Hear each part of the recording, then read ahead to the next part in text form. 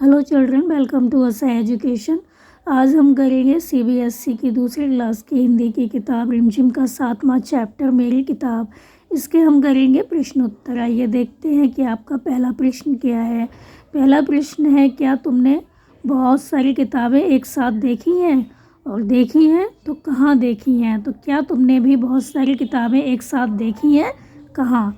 इसका आंसर होगा हाँ, मैंने बहुत सारी किताबें एक साथ देखी हैं। हमारे विद्यालय के पुस्तकालय में बहुत सारी किताबें रखी हुई हैं। तो जो हमारा स्कूल होता है, वहाँ पर जो पुस्तकालय होता है, वहाँ पर हम बहुत सारी किताबें देखते हैं। आपका अगला प्रश्न है, तुम्हारे बस्ते में भी बहुत सारी किताबें होंगी।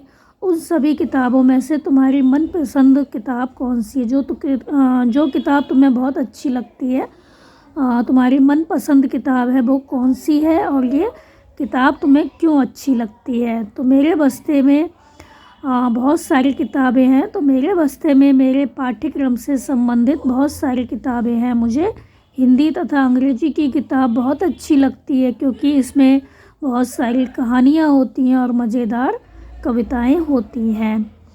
आपका अगला प्रश्न है, यहाँ कुछ किताबों के पन्नों के चित्र दिए गए हैं और उनके नाम लिखे हैं। कृपया इसके लिए आप किताब में देखें। तो तुम इनमें से कौन सी किताब पढ़ना चाहोगे? तो ये जो किताबें हैं, उसमें से हम नाम था उसका आसमानी जो किताब है उसको पढ़ना चाहेंगे, क्योंकि अन्य किताबों के चित्र से हमें पता चल रहा है कि उसमें क्या कहानी होगी, लेकिन जो ये नाम है, नाम था उसका आसमानी, इससे हमें पता नहीं चल रहा कि इसके अंदर इसकी क्या कहानी होगी। तो यह किताब जो है वो एक मछली पर आधारित है, जो मुझे बहुत पसंद है। तो नाम था उसका आसमानी नामक किताब मैं पढ़ना चाहूँगा, क्योंकि अन्य किताबों के चित्र से कहानी का अनुमान लग रहा है, परंतु इस नाम से नहीं लग पा रहा है। यह किताब एक मछली पर आधारित है, जो कि मुझे बहुत पसंद है। आपका अगला प्रश्न है, मौसी ने बीरू को फुट्टा लाने के लिए क्यों कहा? तो इसका क्या आंसर होगा? मौसी ने बीरू को इसलिए फुट्टा लाने को कहा ताकि वह उससे नापकर क्या करे, किताब ले जाए। इस तरह उसे अपने पसंद की कम मोटी किताब मिल जाएगी। आपका अगला प्रश्न है कि अलग अलग चीज़ों को नापने या तोलने के लिए अलग अलग चीज़ों का इस्तेमाल किया जाता है। तुम नीचे दी गई जो चीज़ें हैं उनको किससे नापोगे?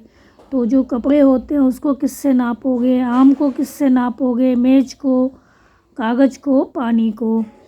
तो जो कपड़े होते हैं उसको हम किससे नापते हैं? इंच टेप से नापते हैं। आम को तो हम जो बाट होते हैं तोलने वाले, उससे नापते हैं, और मेज को इंच टेप से नापेंगे। कागज़ को फुट्टे की सहायता से नाप सकते हैं, और पानी को हम लीटर से मापेंगे। आपका अगला क्वेश्चन है, अब तक तो तुमने बहुत सारे शब्द सीख लिए होंगे, आओ शब्दों की अंताक्षरी खेलें। देखें तुम कितने शब्द बना पाते हो। शुरुआत हम कर देते हैं। यहाँ पे लिखा गया है पहला शब्द किताब। किताब के एंड में आया है बा, तो बा से हमें कोई शब्द बनाना है, तो इन्होंने यहाँ पे बनाया है बंदर। बंदर के एंड में आया रा, तो बना है रस्सी। अब हमें बनाना है सा से, तो सा से हम क्या बनाएंगे?